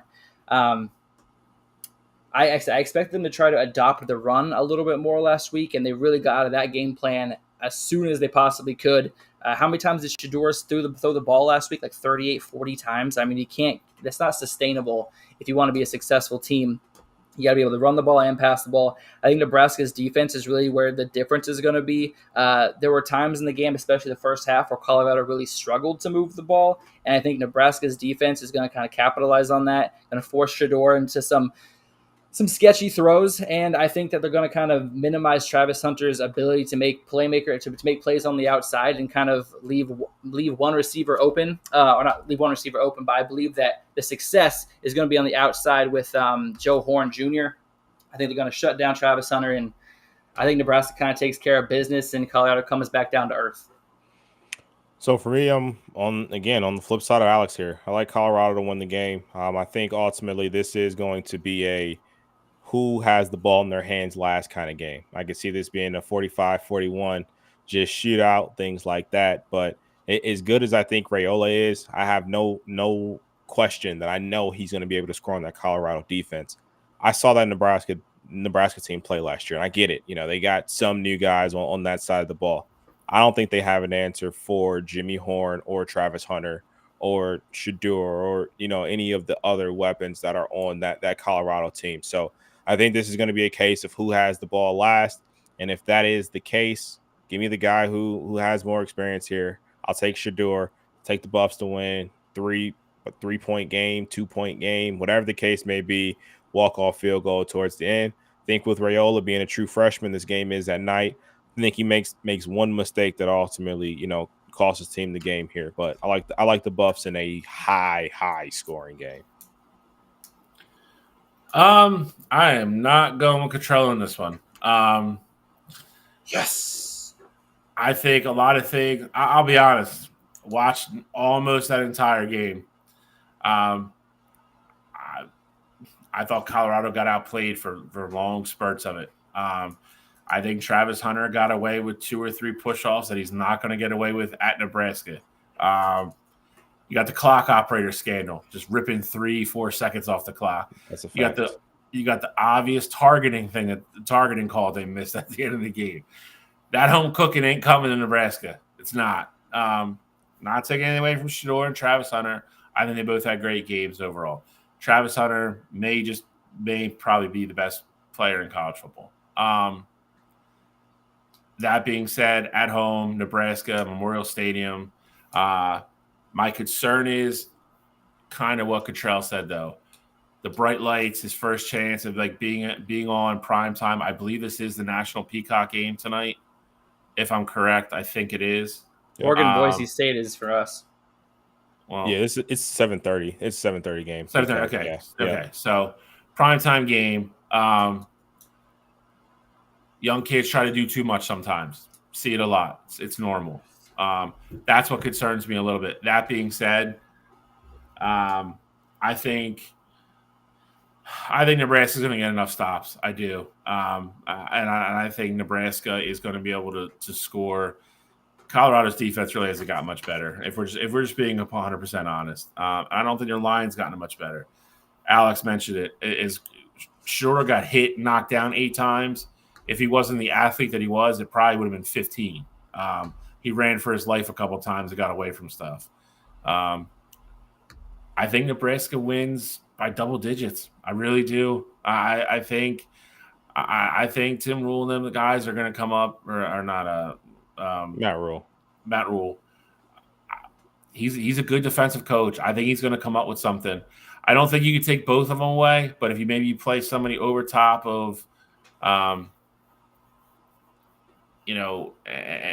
make them beat you with Horn, I think that's maybe the way you go. But I firmly believe I think Nebraska wins. I think they win big. I think they win by double digits. I really do. Colorado just hasn't improved enough in the trenches and hasn't improved enough defensively for me, which is a shame because their offense. If they had a dominant offensive line, they might score 50 points a game. Yeah. Agreed. Next, we'll head down over NC State, Tennessee versus North Carolina State. Both want to know ranked versus ranked matchup. Mentioned this on Wednesday night at Wire to Wire. Kind of the coming out party for Nico for a lot of casuals, if you didn't know who he was. Obviously, we do some outsider talk for Heisman, for that kid as well. Randomly watched a bunch of the North Carolina State game. Started out a little shaky, kind of found their footing in the second half and pulled away. I'm going to give you my rundown on this one. I'll hand it over to you guys. I think NC State's a nice little team. I think Nico and Tennessee have way too much offense. I like Tennessee pretty confident to go into NC State and come out with a victory here. Not sure what the spread's at right now. 8. It's plus 8 right now. Yeah, I mean, I like Tennessee by at least a possession here. That number is probably about right. Wouldn't be surprised if it's 10, but if I was going confidence meter on this one, I would say probably 7, 8 out of 10. I don't think NC State's going to slow Nico down. I think he's going to do his thing, make plays with his legs and his arm. I like Tennessee here. It's also at Bank of America Stadium, by the way. Oh, there you go. Not even a home game. Yeah. I think this is definitely the most underrated game of the weekend. I mean, there's star power everywhere. Nico Lamalaeva, Grayson McCall is a well-known college football quarterback. A lot of us know he's a sixth-year guy. You got Jordan Waters, Dylan Sampson. You got two strong running backs on both sides of the ball. You got inexperienced quarterback, and you got one of the longest tenured vets there is. And both of them are both trying to make names for themselves. The ACC is kind of wide open right now. As we talked earlier, it might go through Miami, but with Clemson on the downward spiral and Florida State close with them, NC State's trying to make their own path to the top spot. And then you've got Tennessee, who's really trying to cement themselves as a true contender in the SEC. So both these teams have something to prove, and I think the real factor that's going to determine the outcome of this game is Lamalaeva's athleticism.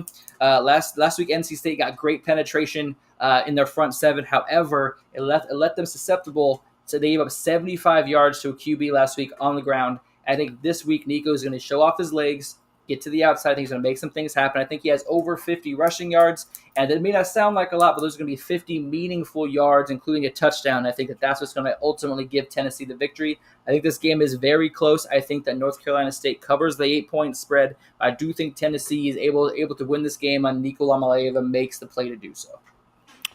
I agree with you guys, but I disagree at the same time. I got Tennessee winning this game, but I think this is a blowout. I think this is a 34-13 kind of game. I understand that, star power on the NC State side. You have McCall, who I like that at Coastal Carolina. I was always a big fan of his there. I thought this was a really good move for them. And I get it. The cohesion won't happen overnight with that NC State team. But looking how they looked against a non-FBS level team was very, very concerning. And I think that Tennessee team, and granted, they didn't really play anyone great on their end either. But I think that offense, they have it rolling. I think Sampson's going to be able to run all over that NC State team. Like Alex mentioned, I think Nico is going to have a lot of success on the ground as well. I like Tennessee to win this game big. I'm going 34-13. I think they cover that spread pretty easily. All righty. To the big one of the weekend. Up to Ann Arbor we go. Number 3rd ranked Texas Longhorns. Number 10th ranked Michigan Wolverines. Game of the week. Oh, that's cute. I like that. Jeez. That's cute. Reminds you like backyard baseball. They're coming back, baby. It's coming back. I know. I can't wait. Pumped. They better put it for Xbox. This will be great. All right. Okay. Can't get off track. All right. Nope. I'm gonna go last on this. You guys can go and get out of the way right now. I'll go first then, because I gave my opinion on this game on Wire to Wire on Wednesday. So I think for me that the biggest piece in this is, will Michigan have their offense figured out? From what I saw game one, it seemed like they had two quarterbacks, one in Alex Orji, who looked like he definitely wasn't ready to be a starting quarterback, which is ultimately why he lost the job. And then two, Bill, I keep forgetting your other quarterback's name. Remind me. Davis Warren. Davis Warren. Love the kid's story. Battle cancer in his youth and love some papaya juice or something that I was reading. Kind of got him through like the rough days or whatever. So give the kid a shout out there. However, with all that said, they ain't no JJ McCarthy, neither one of them. No Nope. glimpses of it. That's just not who they are right now. So my number one question going into this game is: will Michigan's offense figure out how to hide their quarterback? Donovan Edwards didn't have a phenomenal game last week, like I was kind of expecting him to. I will say, Coast Szn did though. He was that safety blanket for both those guys in there at quarterback. Then on the flip side for Texas, I mean, we really knew what they would have coming in. We knew it was going to be the Quinn Ewers show, and Isaiah Bond's going to be the number one target for that Texas team. I will be curious to see how that offense is going to be able to handle a top 5 caliber defense in Michigan. We know they're going to get after the quarterback, Mason, Kenneth. They're going to attack Quinn all day long. Will Johnson is absolutely incredible. He is as good as advertised. You do not want to throw the ball his direction. But outside of that, I think if Michigan is going to be giving Texas a ton of possessions because their offense is stagnant and not moving the ball, I think Texas is going to burn them. I like Texas to win this game. I think I said 27-17 on wire to wire, so I'll stick with that. It sounds like 10 points is kind of a lot, 2-possession game there. I don't think it really feels that way necessarily going in, but I just think that's ultimately where we end up. Yeah, I mean, last week some people are kind of like, "Oh, Michigan, they should have blown out Fresno State. Like that game was a lot closer than it should have been." But the game also happened exactly as I thought it would. I called Fresno State making the college football playoff. I said their best chance was to keep that Michigan game close, and I also used Fresno State as my super dog that they were going to keep that game with Michigan close. The reason I said all that was because I thought it was going to take a game for Michigan's offense to kind of get under their feet. And I think the defense was obviously going to keep them close no matter who they play this season. And they showed that. As Fresno State was driving last week, Will Johnson, right, jumped the screen pass, took it back to the house, ultimately putting it up 2 possessions and really salting the game away. And then in Texas, I saw a team that only has the identity through the air. They let 12 different guys run the ball last week. They had 190 rushing yards, but they didn't look like a team that was running the ball with confidence. They look like a team that's going to be pass first, run second. I think against Michigan, Texas is going to try to establish themselves on the ground. But Michigan's defense last week held Fresno State to 9 yards cumulatively on the ground, and I think that they're going to be able to shut down Texas's run game pretty early in this game and turn Texas one-dimensional.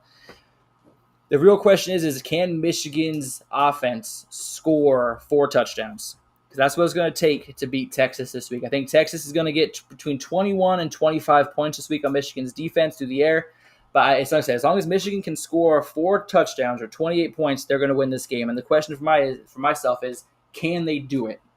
And I don't know if they can. And so because of that fact, I am going to pick Texas to win this game. I didn't see enough last week to make myself believe that Michigan's offense is all of a sudden going to kick into that second gear that we need to see this week. So I am going to pick Texas to win. I think it's going to be, like I said, 25-14. I think it's an 11-point game, and I think Michigan can turn it around now after this week. You're doing so good to the very end, Alex. Sorry. No, it's fine. No, but listen, you brought up a good point. Mason Graham, Moore, Sweat, Stewart, all those guys, they all showed up last week. Again, I'm not making it as an excuse for anything else, but Fresno State's a good football team. Fresno State is better than anybody that Oregon played, Texas played, Ohio State played. They were a 9-win team last year, and they had most of their kids back. I think a lot of people looked at that game as it was going to be a cakewalk because they had Texas the following week. That just wasn't true. There's a lot of people that picked Fresno State to make the college football playoff out of the group of 5.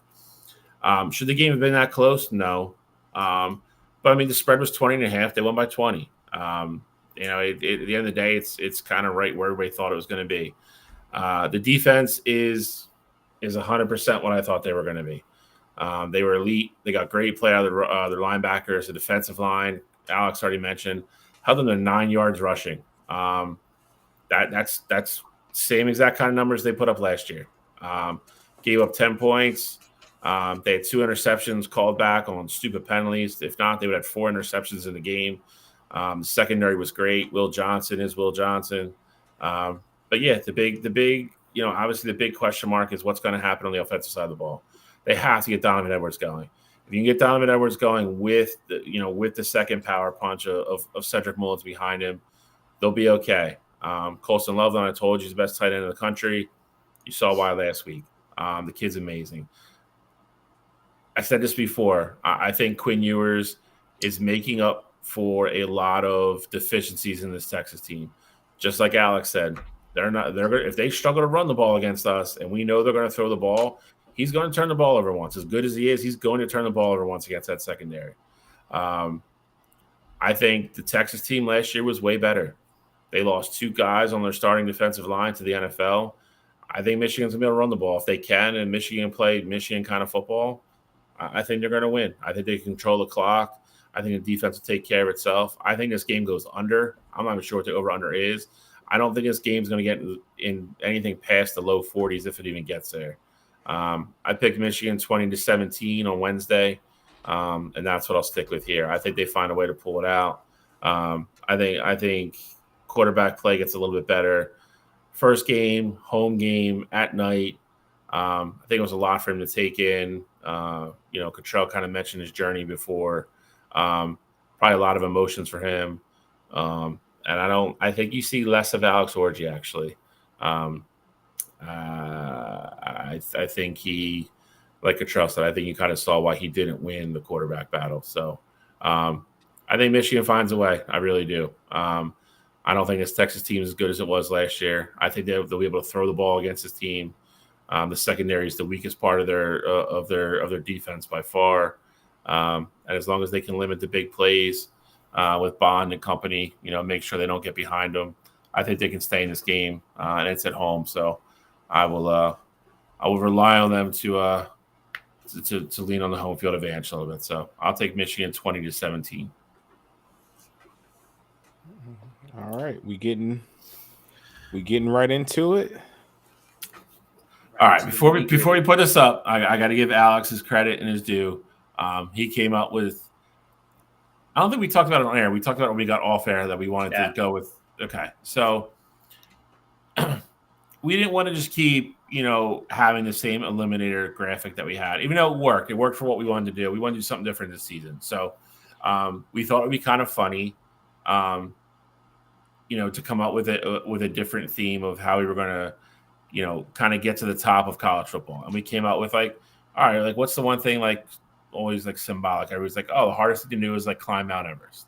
So we're like, all right, we'll use a mountain thing. So Alex came up with this graphic. We're going to have all different places for these teams to go.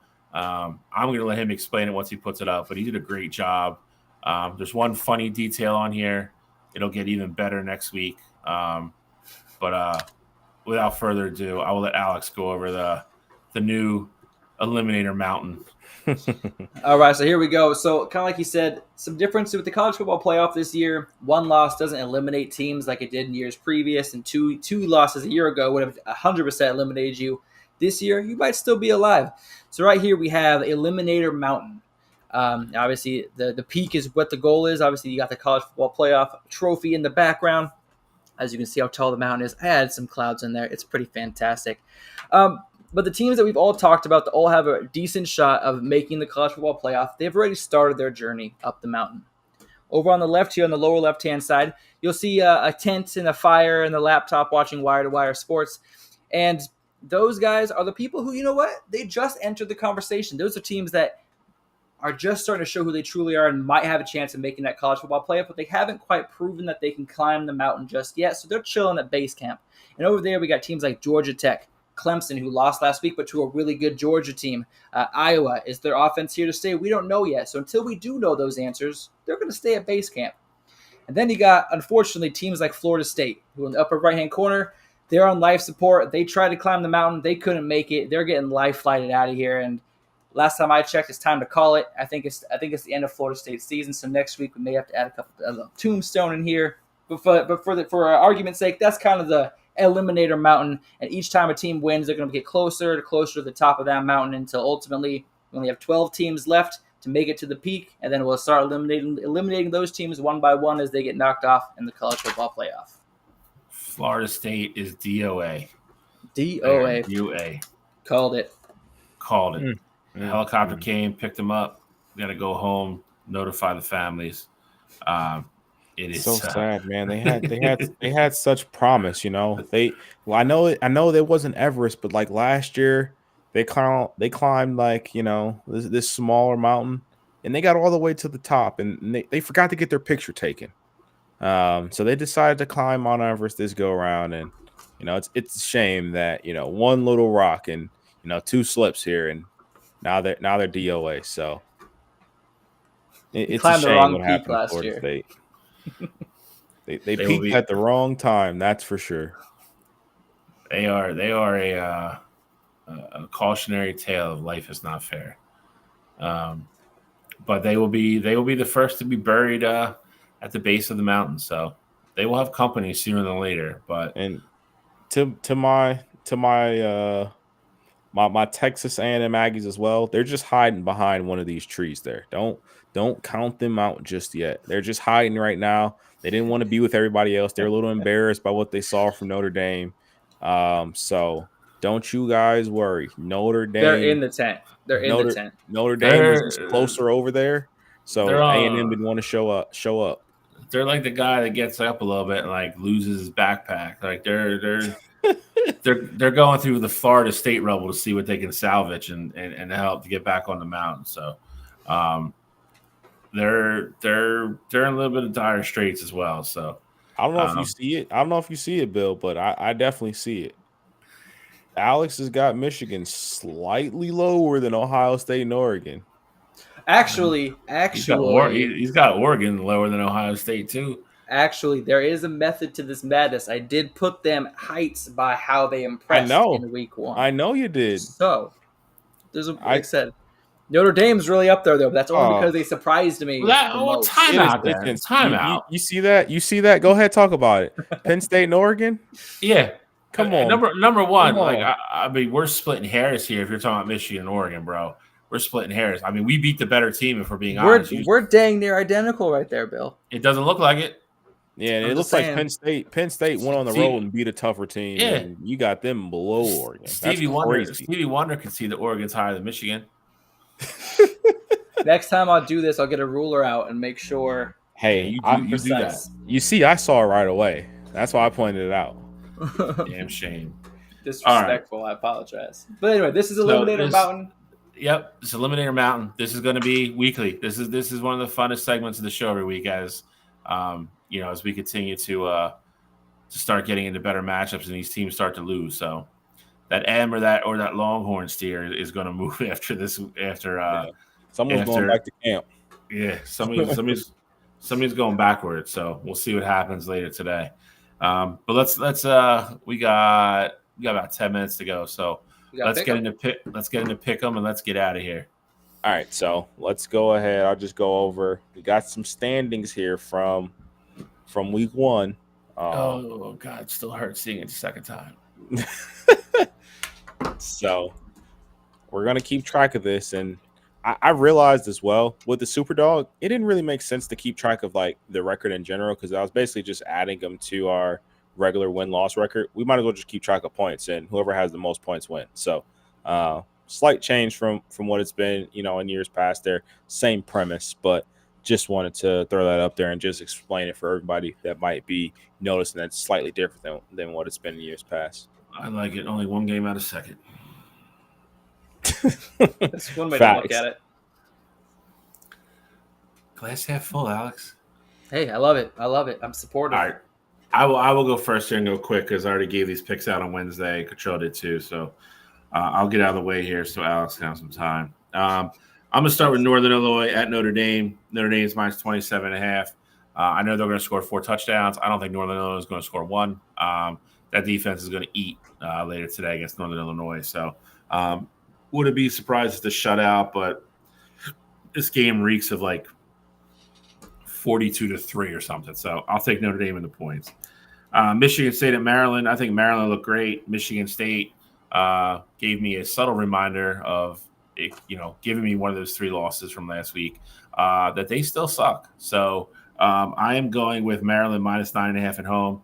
I think Michigan State's a full year away. I think we thought we were going to see improvement this year, and we still might. But going on the road, second week of the year, Big Ten game, conference game now. I think it's a tough ask for them.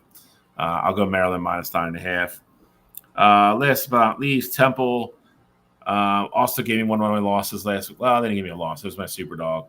They're terrible. They are terrible. They might not win a game this year, and I say that with a heavy heart, with it kind of being one of the local teams around here. They're going to Navy. Navy's minus 12.5. Navy beat the brakes off Bucknell last week. I'm going Navy minus 12.5 at home. Superdog, Bowling Green plus 34.5 at Penn State. I don't think Penn State's ever in any trouble. But like we talked about in the Group of 5 show, Bowling Green is probably one of the top, 2 or 3 MAC teams. I think they can put a possession together here or there, maybe steal me some Superdog points. So those are my picks for this week. All right, cool. Bill, I think it's hilarious that you're like, all right, you guys burned me last week. Screw you guys. I'm going against you this week. No mercy. That is absolutely hilarious. But I'll give mine real quick here as well, because, again, we gave ours on Wednesday on Wire to Wire. So, first game, I like Syracuse at home plus 2.5 versus Georgia Tech. Georgia Tech has been everyone's darlings because they beat that Florida State team that's been underwhelming so far to this point. Well, Syracuse had a good showing at home last week as well. Their offense looked absolutely incredible with Kyle McCord, and I think they keep that rolling at home again against Georgia Tech this week. So you just missed Kyle McCord. I like them plus 2.5. They're not wrong. Low key still supporting Kyle McCord all the time. But again, you guys saw me pick Syracuse to go to the ACC championship game. So Kyle McCord love. And I'll take Will Howard. I'll take Will Howard all day long.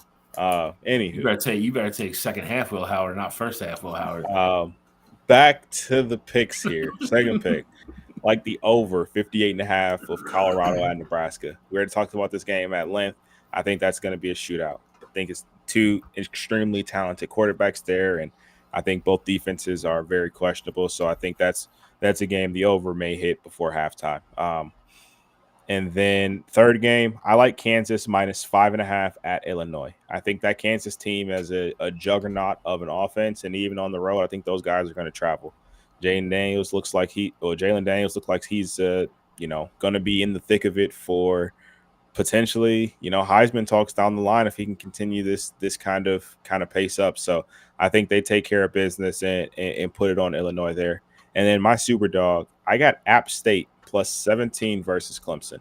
App State is always a team that's game for the upset, and I think Clemson right now is a team that could potentially be reeling. I get it. It was Georgia, number 1 team in the country.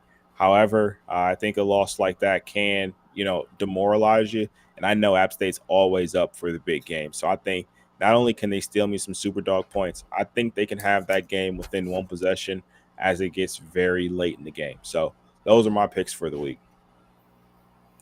Well, looks like we have a couple similar picks, and I'm not afraid to admit that because they're great picks, Cottrell, so I agree with most of them.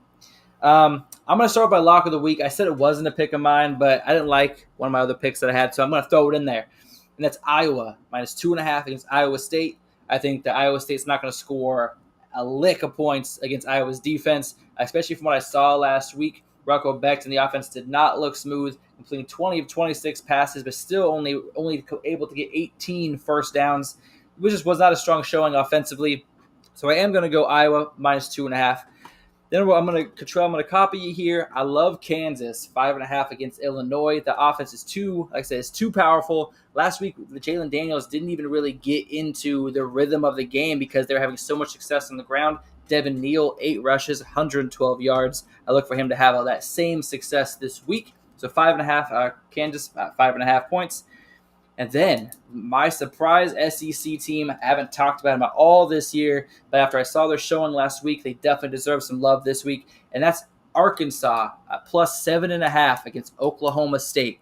They just came off a 70-0 win against Arkansas Pine Bluff, which again, I know it's subpar competition, but in that game they had 687 yards of total offense. They were 9 for 9 on third downs and 279 yards on the ground, 8.5 yards per carry and over 11 yards per completion.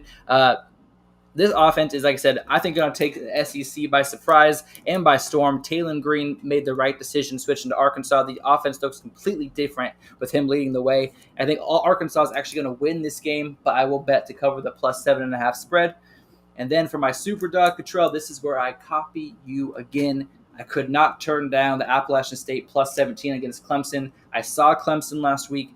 Was not impressed. Even though Georgia is a far superior opponent than Appalachian State, I believe Appalachian State will come to this game and play them as if they are Georgia. That's how hard they're going to play this game to beat that Clemson team. So that's why I think Appalachian State will cover that 17-point spread for my super dog. You're watching Wire to Wire on Wednesday. I like that, Alex. I like that. Wow. I purposely skipped the college football section just so everything you guys say is a surprise. All right, gentlemen. Another great show. We're gonna wrap up here. Yeah, we got like 5 quick minutes here. Yeah. So I did want to just ask you guys. Obviously, we talked about our teams like last week, like the one thing that we want to see. One thing, well, Bill, I know we talked about your team, like with like the Texas and Michigan game. Alex, for you, like anything, I know you went to the game, anything you were excited about, anything you're kind of worried about moving forward? I mean, what's going on there? Well, first off, the new jerseys in person, they look like I went to watch the Baylor Bears play. Not a fan of the new jerseys that they unveiled. I don't know how everyone else feels about them, but like I said, not a huge fan of those. I was expecting a little bit more. Obviously, I didn't expect them to show the full offensive package or the full defensive package because you don't want to reveal too much when you got Boise State today. But I just expected to see more downfield passes. I expected them to try to open up the offense just a little bit, especially with the way that Idaho was able to keep the game close. It was a one-possession game in the fourth quarter. Oregon was able to kind of drive up and down the field pretty successfully. The problem was they couldn't finish drives off, and a couple missed field goals makes this score a lot closer than it probably should have been. Because last year, Bo Nix would have punched this team into the end zone on those drives where he's kind of Dylan Gabriel still kind of finding his feet with the offense and still kind of get to know the guys and where they're going to be. I counted not 1, not 2, not 3, but 4 missed opportunities downfield that could have been touchdowns where Evan Stewart was wide open in the middle of the field, not a defender behind him or within 10 yards, and instead he chose to do the dump down. So hopefully that is part of them dumbing down the play call and not showing off those big caliber plays. But what worries me is that is the offense we're going to see, and if that's the case, they're going to have no chance in the Big Ten. So I want to see something more this weekend. I need to see it soon. And then, Bill, for you, anything extra that you want to add with like Michigan and from the Fresno game? No, I mean, again, I think the defense played great. I mean, they had 2 turnovers. They should have had 4. The 2 taken away. I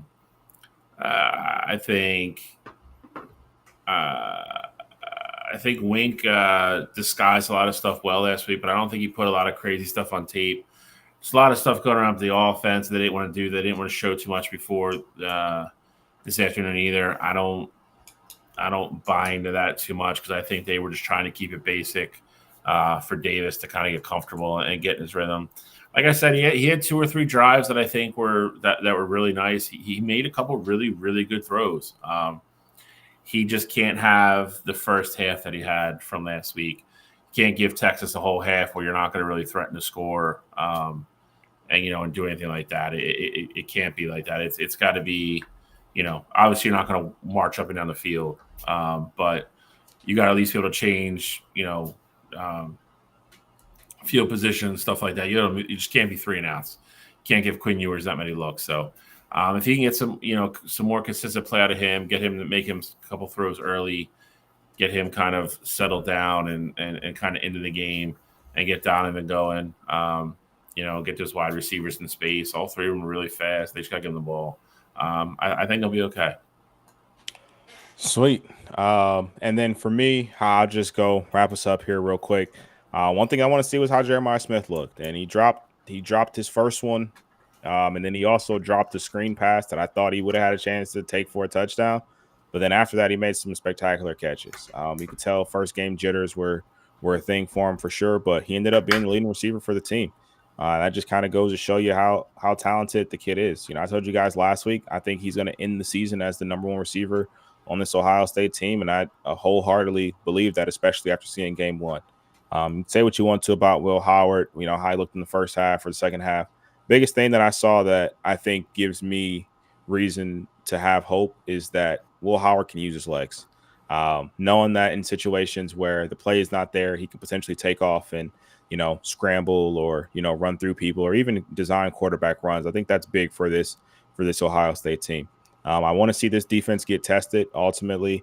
I know that won't happen until you have a big time game against a much better opponent. So probably won't be seeing that anytime soon.